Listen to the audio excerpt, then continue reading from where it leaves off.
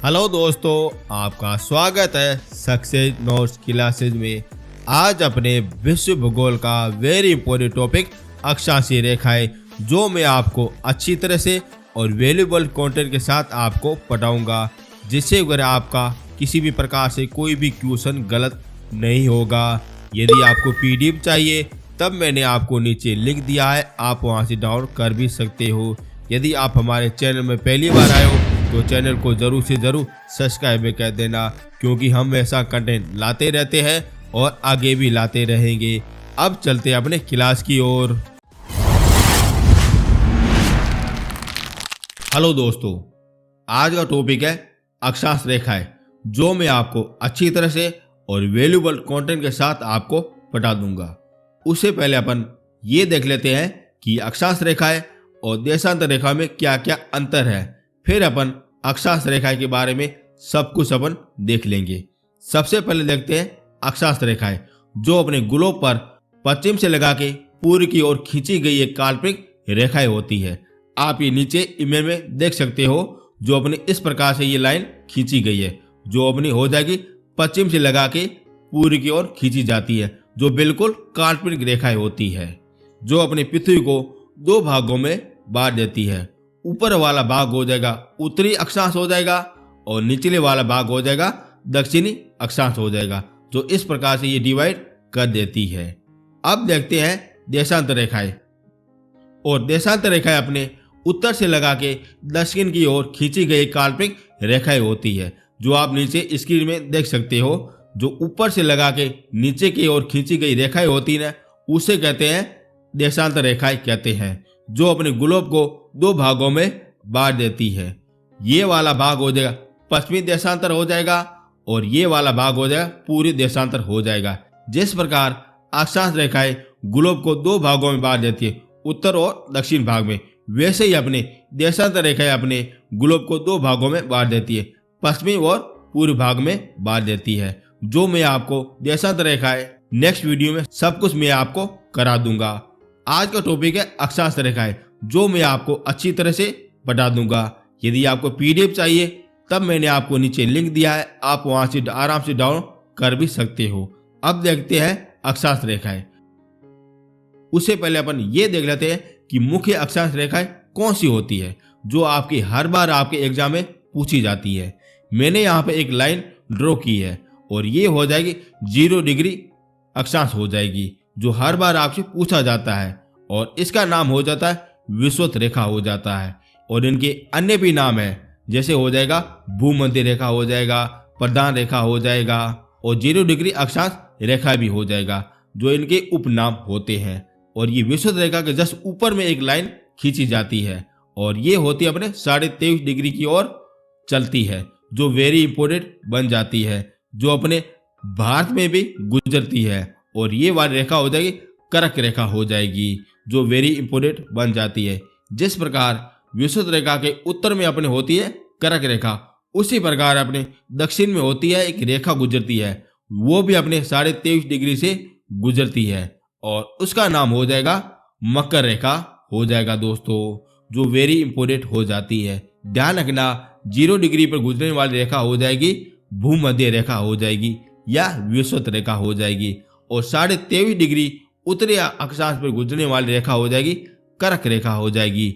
लेकिन 23.5 डिग्री दक्षिणी अक्षांश में गुजरने वाली रेखा हो जाएगी मकर रेखा हो जाएगी। यहाँ तक आपको किसी प्रकार का कोई डाउट नहीं रहना चाहिए। और ये तीनों के तीनों अपने अक्षांश वेरी इंपॉर्टेंट बन जाते हैं और यहीं से आपसे क्वेश्चन पूछे जाते हैं।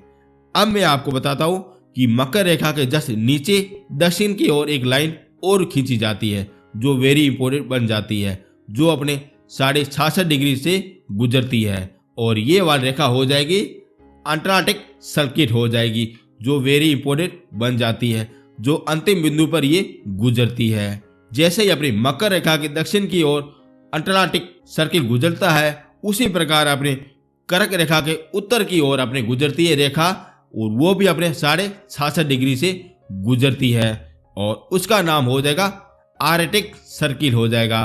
और ये पांचों के पांचों वेरी इंपॉर्टेंट रेखाएं हो जाती है और ये सारी की सारी अपने कौन सी हो जाएगी अक्षांश रेखा हो जाएगी।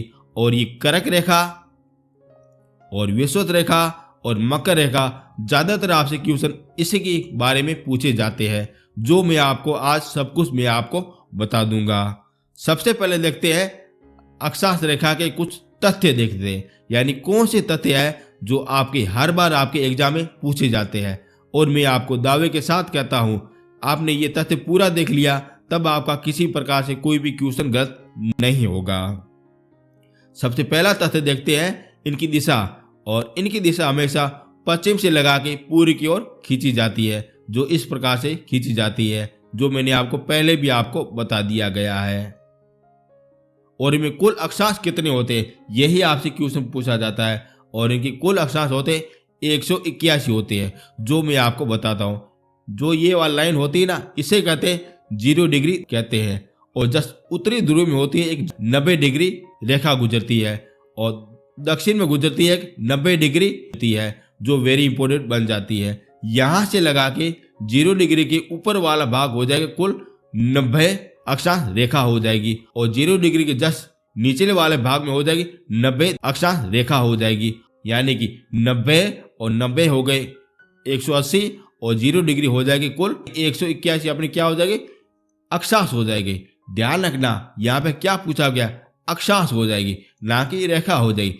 रेखा कुल हो जाती है 169 हो जाती है। वो कैसे होती है वो मैं आपको बताता हूँ। यहाँ पे आप देखिए ये वाली इमेज देखिए, 2 नंबर वाली आप इमेज देखिए, यहाँ पे ये वाला पॉइंट हो जाता है बिल्कुल बारीक सा पॉइंट होता है, बिल्कुल एक पॉइंट की तरह होता है, और ये वाला होती है अपने 0 डिग्री उत्तरी अक्षांश होता है, जो एक पॉइंट की तरह होता है। लेकिन ये रेखाएं नहीं होती है। रेखाएं कब बनती है, जब एक पॉइंट से दूसरा पॉइंट जब मिलता है ना, उसी को कहते हैं रेखा कहते हैं। लेकिन यहाँ पे ये रेखा नहीं होती है, ये अपने हो जाता पॉइंट हो जाता है, और जस्ट ये अपने उत्तर वाला पॉइंट हो जाता है। लेकिन जैसे कि नीचे वाला पॉइंट होता है वो भी अपने दक्षिण वाला पॉइंट हो जाता है। यानी कि अपन बोल सकते हैं कि कुल रेखाएं हो जाएगी 169 हो जाएगी, और कुल 2 पॉइंट होते हैं वो अपने 2 हो जाते हैं, और कुल अक्षांश हो जाएगा 181 हो जाएंगे। आप इसी प्रकार से आप समझ सकते हो। यदि आपसे क्वेश्चन इस प्रकार से पूछा जाए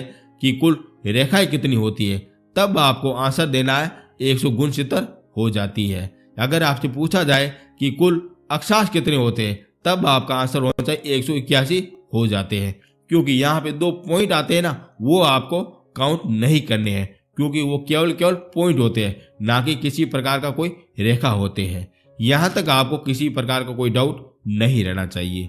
अब देखते हैं आगे। अब देखते हैं 2 देशांतरों के बीच में कितना अंतर होता है, ये भी आपसे पूछा जाता है, और ये होता है 111 किलोमीटर होता है। जब यहाँ पे एक 0 डिग्री देशांतर गुजरता है और यहाँ से जस्ट ऊपर वाले एक देशांतर गुजरता है, और इनके बीच में कितना अंतर होता है, और ये होता है 111 किलोमीटर होता है, जो बड़ा ज्यादा होता है। अब और भी देखते हैं 2 देशांतरों के बीच वाले स्थान को क्या कहते हैं, इसे कहते हैं कटिबंध कहते हैं। जिस प्रकार ये इस वाले आप इमेज देखिए, ये वाले एक लाइन खींची गई है जिसे कहते हैं हमने 0 डिग्री देशांतर कहते हैं, और यहाँ पे एक खींची गई लाइन खींची गई है जिसे कहते हैं कर्क रेखा कहते हैं। और ये वाला पार्ट हो जाएगा, ये वाला बीच वाला पार्ट, ये वाला हो जाएगा कटिबंध हो जाएगा, और ये वाला वेरी इंपॉर्टेंट बन जाता है। क्या हो जाएगा, कटिबंध हो जाएगा। आपसे क्वेश्चन इस प्रकार से पूछा जाता है कि 2 अक्षांशों के बीच में कौन सा स्थान कहलाता है, तब आपको आंसर देना है कटिबंध कहलाता है। अगर आपसे अंतर पूछा जाए वो भी किलोमीटर में, तब आपका आंसर होना चाहिए 111 किलोमीटर होना चाहिए। यदि आपसे डिग्री के माध्यम से पूछा जाए तब आपका आंसर हो जाए 90 डिग्री होना चाहिए। ये तीनों के तीनों फैक्ट आपको अच्छी तरह से याद होने भी चाहिए, ठीक है ना। यहां तक आपको किसी प्रकार का कोई डाउट नहीं रहना चाहिए। अब देखते हैं आगे। अब आपसे क्वेश्चन इस प्रकार से पूछा भी जाता है कि 2 अक्षांशों के बीच में लंबाई में कितना अंतर होता है। ये सारों का अलग अलग होता है, मैं आपको बताता हूं। जैसे ये वाली लाइन अपने भूमध्य रेखा वाली लाइन है, जो अपनी कितनी है 0 डिग्री पर है, और ये वाले पॉइंट होते हैं अपने 90 डिग्री पर होता है, जो अपने ध्रुव पे होता है, बिल्कुल बिंदु के समान होता है। अब यहाँ पे आप आराम से देख सकते हो ये वाली लाइन कितनी लंबी हो जाएगी, बिल्कुल ज्यादा लंबी हो जाएगी, जो एक वर्ताकार हो जाती। लेकिन यहाँ पे एक छोटा सा फुद्दू सा एक पॉइंट हो जाता है। क्या ये दोनों अगर बराबर है? नहीं है ना। और इस कारण दो अक्षांशों के बीच की लंबाई कभी बराबर नहीं होती, लेकिन वो समानांतर होती है। क्यों होती है? क्योंकि उनमें अंतर होता है 111 किलोमीटर का अंतर होता है। इन कारण ये समानांतर होती है। लेकिन देशांतर रेखाएं कभी समानांतर नहीं होती, लेकिन उनकी लंबाई बराबर होती है। ये भी आप पॉइंट ध्यान रखना। जब मैं आपको कराऊंगा उस समय मैं आपको अच्छी तरह से बता दूंगा। आज पढ़े अक्षांश रेखाएं, जो आपके इसके अलावा आपका किसी प्रकार से कोई भी क्वेश्चन बाहर नहीं जाएगा।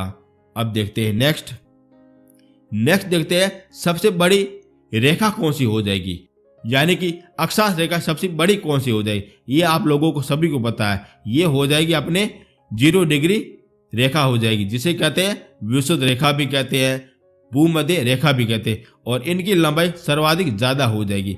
जैसे जैसे ये अपने उत्तर की ओर चलेंगे और जैसे जैसे अपने दक्षिण की ओर चलेंगे, उसी प्रकार इनकी लंबाई कम होती रहेगी। आप यहाँ पे देख सकते हो, यहाँ पे ये इनकी लंबाई बहुत ज्यादा है, लेकिन यहाँ से उत्तरी अमेरिका, यूरोप की तरह बिल्कुल कम हो जाएगी। और जब ध्रुवी पर चले जाएगी बिल्कुल पॉइंट के समान हो जाएगी। यानी अपन बोल सकते हैं कि उत्तर की ओर जाने पर या दक्षिण की ओर जाने पर इनकी लंबाई में अंतर आ जाता है, लेकिन इनकी बीच में दूरी होती है ना, उसमें किसी प्रकार का कोई अंतर नहीं होता है।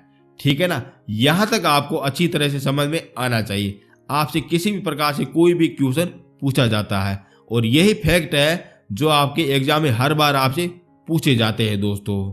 ठीक है ना। यदि दोस्तों मेरा कंटेंट और मेरी मेहनत आपको पसंद आ रही है ना, तो चैनल को जरूर से जरूर सब्सक्राइब कर देना, और प्लीज 10 लोगों के साथ जरूर से जरूर शेयर कर देना। अब देखते हैं, अब पढ़ते हैं विषुवत रेखा के बारे में पढ़ लेते हैं। और ये वाली रेखा हो जाएगी विषुवत रेखा हो जाएगी। इनके अन्य भी नाम मिलते हैं, जैसे 0 डिग्री अक्षांश रेखा भी कहते हैं, या प्रधान रेखा भी कहा जाता है, या अपने भूमध्य रेखा भी कहा जाता है। और जैसे कि ऊपर वाली रेखा होती है ना, इसे कहते हैं कर्क रेखा कहते हैं। और इसकी जब निचले वाली रेखा होती है ना, इसे कहते हैं मकर रेखा कहते हैं। जब यहाँ से जब ये रेखा गुजरती है ना, तभी ऊपर वाला पार्ट होता है उत्तरी देशांतर हो जाता है। और अपने भारत देश कहाँ पे अपने उत्तरी देशांतर में स्थापित है। और जब ये नीचे वाले पार्ट होता है ना, और इसे कहते हैं दक्षिणी देशांतर कहते हैं। और यहाँ पे अपने ऑस्ट्रेलिया महाद्वीप पूरी तरह से आ जाता है, दक्षिणी देशांतर में आ जाता है। और यहाँ पे सूर्य की किरणें बिल्कुल लंबी पड़ती है। आप यहाँ पे इमेज में देख सकते हो, ये अपने सूर्य की किरणें बिल्कुल सीधी पड़ रही, यानी बिल्कुल लंबवत पड़ रही है। और इसी के कारण अपने कर्क रेखा से लगा के मकर रेखा तक बिल्कुल तापमान बिल्कुल अधिक होता है। यहाँ पे सूर्य की किरणें बिल्कुल सीधी पड़ती है, इस कारण यहाँ पर तापमान कैसा हो जाएगा? बिल्कुल गर्म हो जाएगा, अत्यधिक गर्म हो जाएगा। इस कारण यहाँ के लोग कैसे मिलते हैं अपने को? काले कलर के मिलते हैं। लेकिन उत्तरी ध्रुव हो गया और दक्षिण ध्रुव हो गया, और यहाँ के लोग कैसे मिलते हैं? बिल्कुल व्हाइट कलर के मिलते हैं। क्यों मिलते हैं? क्योंकि यहाँ पे सूर्य की किरणें ज्यादातर नहीं पहुंच पाती है, इस कारण ये व्हाइट कलर के हो जाते हैं। और अपनी विषुवत रेखा पर 21 मार्च और 23 सितंबर के दिन सूर्य ज्यादा चमकता है, क्योंकि यहाँ पे अपने सूर्य भूमध्य रेखा पर आ जाता है, बिल्कुल सामने आ जाता है। इस कारण अपने दिन रात बिल्कुल बराबर हो जाते हैं। अब आपसे क्वेश्चन इस प्रकार से पूछा जाता है कि विषुवत रेखा पर कौन सा दिन बराबर होता है, तब आपको आंसर देना है, या हो जाएगा 21 मार्च हो जाएगा, या हो जाएगा 23 सितंबर हो जाएगा। और इसी के दिन अपने सूर्य की किरणें बिल्कुल बराबर यहाँ पे पड़ती है। जैसे अपने कर्क रेखा पर पड़ती है ना, 21 जून को पड़ती है, सूर्य की किरणें बिल्कुल सीधी पड़ जाती है। वैसे अपने भूमध्य रेखा पर अपने पड़ती है 21 मार्च पड़ती है और 23 सितंबर पड़ती है। और अपने कर्क रेखा पर पड़ती है अपने 22 दिसंबर पड़ती है। इस प्रकार से ये पड़ती है। और अपने भूमध्य रेखा को कांगो नदी 2 बार काट देती है। कांगो नदी कहाँ पे गुजरती है? अपने अफ्रीका महाद्वीप से गुजरती है। जिस प्रकार अपने कर्क रेखा को माही नदी 2 बार काटती है ना, वैसे अपने भूमध्य रेखा को कांगो नदी 2 बार काटती है। और ये वाला क्वेश्चन आपसे हजारों बार आपसे पूछा गया है। और जैसे कि कांगो नदी के पास में है एक झील है, वो भी अपने भूमध्य रेखा के पास में होके गुजरती है। और ये दोनों के दोनों फैक्ट आपको अच्छी तरह से याद होने चाहिए और ज्यादातर क्वेश्चन इन दोनों में से आपसे पूछे जाते हैं। अब देखते हैं आगे। अब देखते हैं, ये रही कर्क रेखा और ये रही विषुवत रेखा और ये रही मकर रेखा। जहां जहां से ये गुजर रही ना, वहां से आपसे क्वेश्चन पूछा जाता है। जैसे ये अपने भारत देश के संदर्भ में आपसे पूछा जाता है कि कर्क रेखा कौन से राज्यों से होके गुजरती है, वैसे ही अपने विश्व के संदर्भ में आपसे पूछा जाता है कि कर्क रेखा कौन से महाद्वीपों के देशों से गुजर रही है। जैसे ये उत्तरी अमेरिका से कौन से देशों से गुजर रही है कर्क रेखा, उसी प्रकार अपने विषुवत रेखा के बारे में पूछा जाता है और उसी प्रकार अपने मकर रेखा के बारे में पूछा जाता है। अब मैं आपको बताता हूं, ये अफ्रीका ऐसा महाद्वीप है जहां पे वो तीनों गर्भ रेखाएं गुजरती है, जो वेरी इंपोर्टेंट हो जाता है। अब आपसे क्वेश्चन इस प्रकार से पूछा जाता है कि विश्व का ऐसा कौन सा महाद्वीप है जहां पे तीनों रेखाएं गुजरती है, तब आपको आंसर क्या देना है, अफ्रीका महाद्वीप हो जाएगा। वैसे अपने एशिया महाद्वीप में सिर्फ केवल दो ही रेखा गुजरती है। पहले गुजरती है कर्क रेखा गुजरती है और दूसरी गुजरती है अपने भूमध्य रेखा गुजरती है। अब आपसे तीसरा क्वेश्चन इस प्रकार से पूछा जाता है कि ऑस्ट्रेलिया महाद्वीप से कौन सी रेखा गुजरती है, तब आपको आंसर देना है मकर रेखा गुजरती है। अब कौन से देशों से गुजरती है, वही आपसे क्वेश्चन पूछा जाता है। अब अपन एक एक करके वगैरह सारे वगैरह देश वगैरह पढ़ लेंगे। सबसे पहले देखते हैं भूमध्य रेखा। और भूमध्य रेखा कहाँ से गुजर रही है, ये वाला अपने हो गया दक्षिणी अमेरिका हो गया, यहाँ से ही गुजर रही है। और ये वाला हो गया अपने अफ्रीका हो गया और ये वाला महाद्वीप हो जाता है एशिया महाद्वीप होता है। अब यहाँ पे कौन से देशों से गुजर रही है वो अपन देख लेते हैं।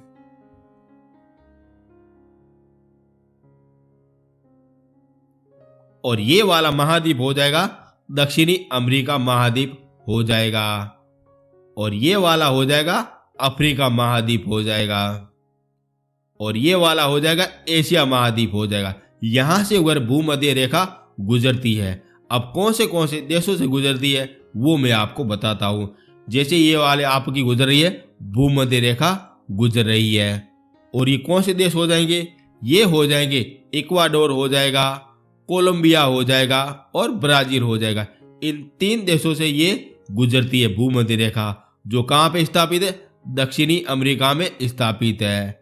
अब देखते हैं अफ्रीका में कौन से देशों से ये गुजरती है और ये यहाँ से ये गुजर रही है, भूमध्य रेखा गुजर रही है दोस्तों। अब यहाँ पे कौन से देश आते हैं वो अपन देख लेते हैं। पहला हो जाएगा साओ टोम और प्रिंसिप हो जाएगा, दूसरा हो जाएगा गोबोन देश हो जाएगा, तीसरा हो जाए कोंगो गणराज्य हो जाएगा और चौथा हो जाएगा कोंगो हो जाएगा। ध्यान रखना, कोंगो गणराज्य अलग है और कोंगा ये अलग है। ये रहा, आप देख लो बड़ा वाला देख लो, ये वाला अपने हो जाता है कोंगो गणराज्य हो जाता है। और जैसे ये आप देख रहे पास वाला देख रहे हो, ये आप ये देख रहे हो ब्लैक कलर वाला, ये वाला हो जाता है कांगो देश हो जाता है। और जैसे इसके पास वाला व्हाइट वाला देख रहे हो ना, ये वाला हो जाएगा युगांडा हो जाएगा। और जैसे इसके पास वाला आप देख रहे हो, ये पीला कलर वाला, ये वाला हो जाएगा केन्या हो जाएगा। और ये वाला लंबा वाला हो जाएगा अपने सोमालिया देश हो जाएगा, जो वेरी इंपोर्टेंट बन जाते हैं। और यही से वगैरह अपने भूमध्य रेखा गुजरती है, जो आपको अच्छी तरह से याद होने चाहिए। अब देखते हैं एशिया महाद्वीप से कहाँ से होके ये गुजरती है, जो ये इस प्रकार से ये होके गुजरती है। अब यहाँ पे कौन से देश है वो अपन देख लेते हैं। पहले गुजरते हैं मालदीव से गुजरती है। मालदीव ये रहा, यहाँ पे अपने भारत देश है ना, यहाँ पे एक छोटा सा द्वीप है, यहाँ पे इनके छोटे द्वीप है जो अपने भूमध्य रेखा से गुजरते हैं। ये वाला हो जाएगा मालदीव देश हो जाएगा। फिर उसके बाद में हो जाएगा इंडोनेशिया हो जाएगा, यहाँ पे हो जाता है इंडोनेशिया देश हो जाता है। और जस्ट इसके पास वाला देश हो जाता है अपने किर्तिबाती देश हो जाता है। ये अगर तीनों के तीनों आपको महाद्वीप के जितने भी देश है वो आपको अच्छी तरह से याद होने चाहिए। ज्यादातर क्वेश्चन आपके अफ्रीका महाद्वीप से पूछे जाते हैं, क्योंकि यहाँ पे विचित्र नाम मिलते हैं। अब अपन चलते हैं आगे। अब देखते हैं कर्क रेखा के बारे में देख लेते हैं, ये कहाँ से होके गुजरती है। अगर आपसे महाद्वीप पूछा जाए तो ये वाला हो जाएगा उत्तरी अमेरिका हो जाएगा, और ये वाला हो जाएगा अफ्रीका हो जाएगा, और ये वाला हो जाएगा एशिया महाद्वीप। यानी 3 महाद्वीप से होके गुजरती है। अब आपसे देश पूछा जाए तो ये रहे आपके सामने देश रहे। पहला हो जाएगा मेक्सिको हो जाएगा, फिर हो जाएगा अल्जीरिया हो जाएगा, फिर नाइजर हो जाएगा, फिर लिम्बुया हो जाएगा, फिर मिस्र हो जाएगा, फिर साउथ अरब हो जाएगा जहाँ पे ज़्यादा तेल होता है, फिर संयुक्त अमीरात भी हो जाएगा, यहाँ पे ज़्यादा तेल होता है, फिर होता है ओमान हो जाता है, फिर में प्यारा सा भारत देश होता है, फिर हो जाता है बांग्लादेश होता है, फिर होता है म्यांमार होता है, फिर चीन भी आ जाता है, फिर ताइवान आ जाता है। यहाँ से ये अपने कर्क रेखा होके गुजरती है, जो आपको अच्छी तरह से याद होना भी चाहिए। मैं आपके सामने एक शानदार ट्रिक लाया हूँ, जहाँ से कर्क रेखा होके गुजरती है ना, वो मैं ट्रिक लाया हूँ। आई होप आपको अच्छी भी लगेगी। उससे पहले आपको यदि मेरा चैनल और मेरी मेहनत आपको पसंद आ रही है ना, तो चैनल को जरूर से जरूर सब्सक्राइब कर देना, और प्लीज़ 10 लोगों के साथ जरूर से जरूर शेयर कर देना। यदि आपको पीडीएफ चाहिए तब मैंने आपको नीचे लिंक दे दिया है, आप वहां से डाउनलोड कर भी सकते हो। अब आपके सामने पेश है ट्रिक पेश है, ये आप देख रहे हो, ये अपने गुजर रही कर्क रेखा गुजर रही है, और ये वाली रही आपके सामने ट्रिक रही। आपके सामने ट्रिक पड़ी है, लेकिन इसकी व्याख्या कौन करेगा? ये रही सामने, सारी व्याख्या रही आपके सामने, सब कुछ मैंने आपको बता दिया गया, आपको अच्छी तरह से याद होना चाहिए। ये हो गई आपकी कर्क रेखा पूरी तरह से कवर हो गई। अब देखते हैं मकर रेखा के बारे में देखते हैं, और ये रही अपने मकर रेखा। अगर आपसे पूछा जाए कि मकर रेखा कौन से महाद्वीप से गुजरती है, तो ये हो जाएगा दक्षिणी अमेरिका हो जाएगा, फिर हो जाएगा अफ्रीका महाद्वीप हो जाएगा, और फिर हो जाएगा ऑस्ट्रेलिया हो जाएगा। और ऑस्ट्रेलिया ऐसा एकमात्र महाद्वीप है जहाँ से केवल एक ही गुजरती है, वो भी अपने मकर रेखा गुजरती है। और अफ्रीका ऐसा महाद्वीप है जहाँ से तीनों ओर गुजरती है। वाह क्या बात है, ये आपको अच्छी तरह से याद होना भी चाहिए। अब देखते हैं कर्क रेखा पे कौन से देश है। ये रहे आपके सामने देश, देख रहे हो ना, ये आपको याद होने चाहिए। पहला हो जाएगा चिली हो जाएगा, फिर हो जाएगा अर्जेंटीना हो जाएगा, फिर पेरुविया हो जाएगा, फिर ब्राजील हो जाएगा। ब्राजील ये वाला होता है, ठीक है ना, ब्राजील हो जाए, फिर हो जाएगा नाम्बिया हो जाएगा, और नाम्बिया ये रहा आपने, ठीक है ना, ये रहा नाम्बिया हो जाएगा। फिर होता है तोस्तवाना हो जाता है, फिर होता है दक्षिणी अफ्रीका होता है, और ये रहा अपने दक्षिणी अफ्रीका रहा। फिर होता है मोजाम्बिक रहा, ये रहा यहाँ पे जस्ट यहाँ पे रहा मोजाम्बिक रहा। और फिर आता है मेडागास्कर, ये रहा द्वीप रहा, जो अपने अफ्रीका महाद्वीप का एक द्वीप है मेडागास्कर, यहाँ से कर्क रेखा गुजरती है। और फिर अंतिम में हो जाएगा ऑस्ट्रेलिया हो जाएगा, यहाँ से ये गुजर रही है, यहाँ से ये गुजर रही है। आप सभी लोगों को याद होना चाहिए। इसकी भी मैं एक शानदार ट्रिक लाया हूँ, आई होप आपको अच्छा भी लगेगा। और ये रही आपके सामने ट्रिक रही, ये रहा ऑस्ट्रेलिया, ये अपने साउथ अफ्रीका रहा, ये मोजाम्बिक रहा, ये चिली रहा, और ये अर्जेंटीना रहा, और ये सारे के सारे ये रहे आपके सामने रहे, आपको अच्छी तरह से याद होनी भी चाहिए। और ये रही आपके सामने ट्रिक रही, आई होप आपको अच्छी भी लगी होगी। अब देखते हैं आगे। ये रही अपने सामने 3 रेखा रही, और ये वाली होती है अपनी विस्तृत रेखा, जिसके मैंने आपको सारे देश पूरी तरह से करवा दिए गए, जो आपको अच्छी तरह से याद होने भी चाहिए।